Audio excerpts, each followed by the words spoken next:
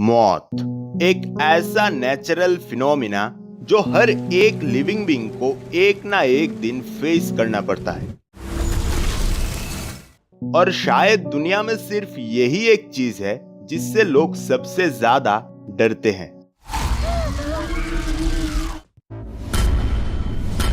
Video को like करके channel को जरूर सब्सक्राइब कीजिए ऐसे ही और इंटरेस्टिंग वीडियोस के लिए। हम सब ने कभी तो ऐसे लोगों के बारे में भी सुना होगा या फिर देखा होगा जिनको ऐसी दर्दनाक बीमारी लग जाती है जिनका कोई भी इलाज नहीं होता। कई मरीज तो इतनी गंभीर रोग से पीड़ित रहते हैं कि ना वो खुद हिल सकते हैं ना दूसरों से कुछ बोल पाते हैं।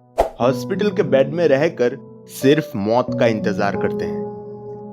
लेकिन हमारे दुनिया के साइंटिस्ट ने शायद इस प्रॉब्लम का भी सलूशन ढूंढ के निकाला है। साइंटिफिक टर्म में इच्छा मृत्यु को यूथनेशिया कहा जाता है, जो एक ऐसा मेडिकल प्रोसेस है जहां पर कोई भी ठीक ना होने वाली दर्दनाक बीमारी से मरीज को मुक्ति देने के लिए उसी के इच्छानुसार ही उसे दर्दहीन मौत दिया जाता है।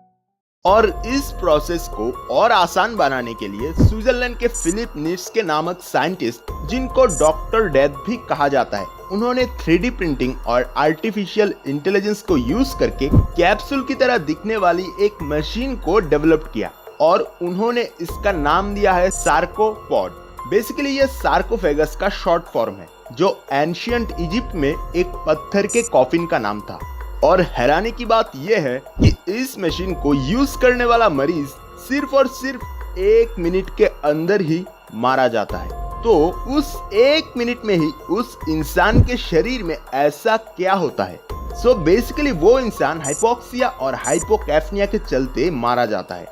हाइपोक्सिया एक ऐसी कंडीशन है जहां पर इंसान के शरीर में ऑक्सीजन सप्लाई बंद हो जाता है, और वहीं पर हाइपोकैफनिया में शरीर के अंदर ब्लड में कार्बन डाइऑक्साइड का मात्रा रेफरेंस रेंज से बहुत ही कम होने लगता है। इस मशीन को चालू करने के बाद इसके अंदर लिक्विड नाइट्रोजन गैस का लेवल धीरे धीरे बढ़ने लगता है और ऑक्सीजन लेवल 5% के नीचे आ जाता है, जिसके चलते वो मरीज धीरे धीरे अनकॉन्शियस हो जाता है और उस 1 मिनट के अंदर ही उसे पता भी नहीं चलता कि वो बेहोशी के हालत में मारा जाता है।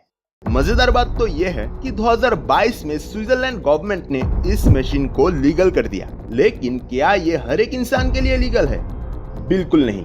ये सिर्फ वो लोग यूज कर सकते हैं जिनके बारे में हमने आपको वीडियो के स्टार्टिंग में ही बताया था। और ये इतना भी आसान नहीं। उन लोगों को पहले एविडेंस देना पड़ता है कि वो इच्छा मृत्यु चाहते हैं, और एक टेस्ट पास करने के बाद उनको एक यूनिक कोड दिया जाता है जिसकी मदद से वो उस मशीन को चालू कर सकते हैं। ऐसे मरीज जो बिल्कुल भी हिलडुल नहीं सकते, वो सिर्फ अपने आंखों के इशारों से ही उस मशीन को अंदर से कंट्रोल कर सकते हैं। डॉक्टर फिलिप के सुपरविजन में एक ऐसा वर्चुअल रियलिटी टेक्नोलॉजी को डेवलप किया गया है जिसकी मदद से एक इंसान बिना मरे उस मशीन के अंदर की मौत को एक्सपीरियंस कर सकता है।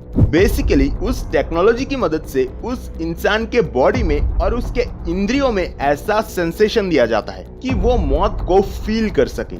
साल 1942 में ही असिस्टेड सुसाइड यानी इच्छा मृत्यु को स्विट्जरलैंड में लीगल कर दिया गया था।